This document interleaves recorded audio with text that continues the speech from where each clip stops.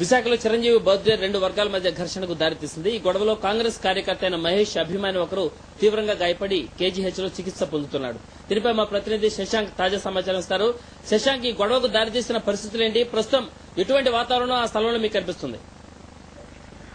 బద్రి, ప్రస్తుతం అక్కడ తీవ్రమైన ఉద్రిక్త పరిస్థితి ఏర్పడింది. మహిళలతో సహా మహేష్ బాబు అభిమానులందరూ రోడ్ల మీదకి రావడంతో చిరు అభిమానులు పక్కకు తప్పుతున్నారు. ఈ సంఘటన విశాఖ 1వ నియోజకవర్గం పరిధిలో దుర్గాలమ్మ గుడి అనే ప్రాంతంలో జరిగింది. ఇది ప్రసాద్ గార్డెన్స్ అనే చోట ఉంది.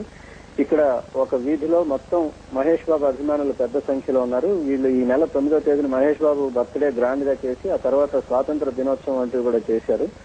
అయితే ప్రతి ఇంటి ముందు మహేష్ బాబు కటౌట్, చిన్న చిన్న పోస్టర్లు వంటివి ప్రతి ఇంటి ముందు అంటించుకున్నారు. ఈ రోజు చిరంజీవి బర్త్డే కావడంతో చిరంజీవి అభిమానులు ఆ ప్రాంతంలోకి వచ్చి ఈ కటౌట్లు కనిపించకుండా అలాగే కొంత ఇబ్బందికరంగా ఉండేలాగా భారీ చిరంజీవి కటౌట్ ఏర్పాటు చేసే ప్రయత్నం చేయడంతో మహేష్ బాబు అభిమానులు కొంత అభ్యంతర పెట్టారు. మీరు ఇక్కడ కాదు, కొంచెం పక్కకి వెళ్ళండి అని వీళ్ళు చెప్పడంతో ఇరు వర్గాల మధ్య ఘర్షణ చెలరేగింది.